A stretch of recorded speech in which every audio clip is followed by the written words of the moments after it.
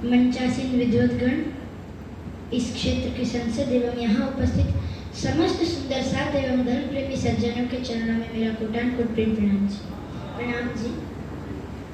जैसा कि अभी हमने सुना, रे जीव निमक के नाटक में तू रहिया क्यों बिलमाए, देखत ही चली जात बाजी, भूलत क्यों प्रभु पाए।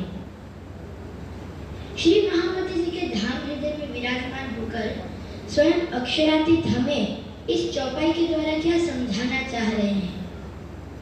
रे जीव निमक के नाटक में तू रहिया क्यों बिलमाए, अर्थात जीव को संबोधित करते हुए कह रहे हैं कि हे जीव, ये माया का संसार कितने क्षण का है।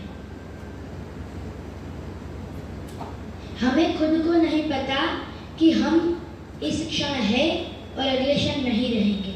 किसी को नहीं पता कि वो कितने समय तक जीने वाले हैं, कितने समय लंबी उनकी आयु है, या कब तक वो जीवित रह सकते हैं।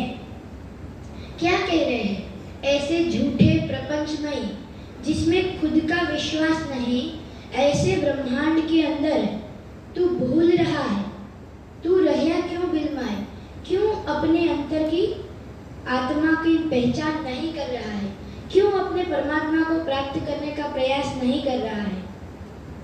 मानव तन की महत्ता बताते हुए कह रहे हैं, वाणी क्या कहती है, मेरी मेरी करते दुनी जात है, बोझ ब्रह्मांड सिर लेवे, पांव पलक का नहीं भरोसा, तो भी सिर सर्जन को न देवे।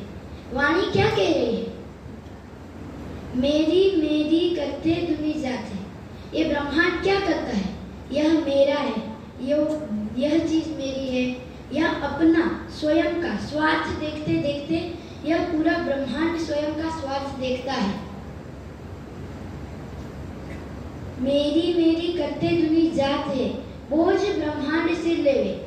और अपने बात ऐसी करते हैं, बातें इस प्रकार से करते हैं कि जैसे पूरे ब्रह्मांड का संचालन वो ही कर रहे हो, वो ना रहे तो शायद ब्रह्मांड का महाप्रलय हो जाए।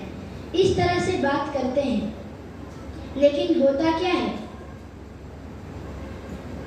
ब्रह्मांड में कई महान व्यक्ति हुए हैं,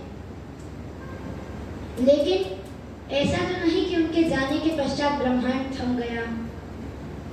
ब्रह्मांड अपनी गति से चलता रहता है, फिर भी इस माया के शरीर को अपना अहंकार इतना होता है कि वो अपनी महत्ता नहीं जान पाता है और अहंकार करते करते अपने जीवन को व्यतीत कर देता है।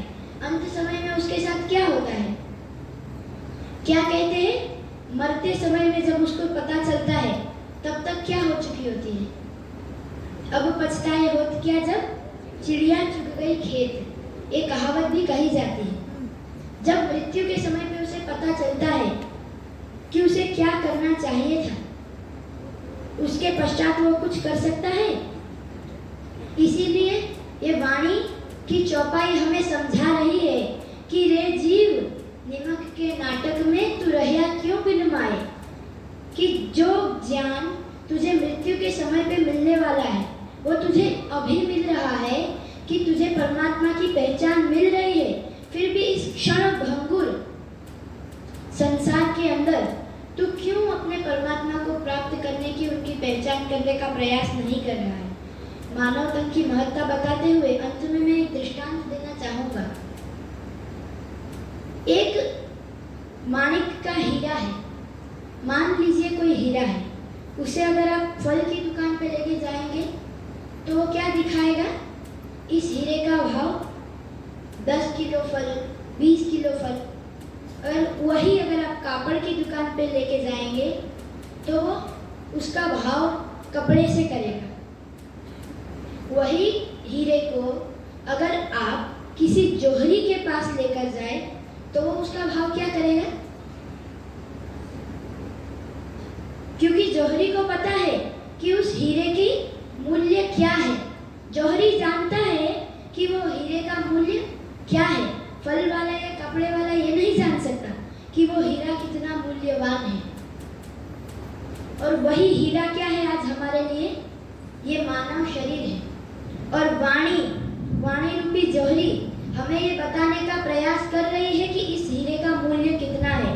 फिर भी अगर हम इसे कपड़े या फल की दुकान अर्थात माया के अंदर ले जा रहे हैं, माया के भोग विलास के क्षण भंगुर सुख को प्राप्त करने का प्रयास इस अमूल्य शरीर से कर रहे हैं, तो इसमें किसकी भूल है ये हम स्वयं जान सकते हैं। इतना ही कह के मैं अपनी वाणी को विराम दूंगा। अगर मेरे से कोई ऐसी बात कही गई हो कि जिससे आपको ठेस पहुंची हो तो मुझे क्षमा कीजिएगा। प्रणाम जी। बोलिए।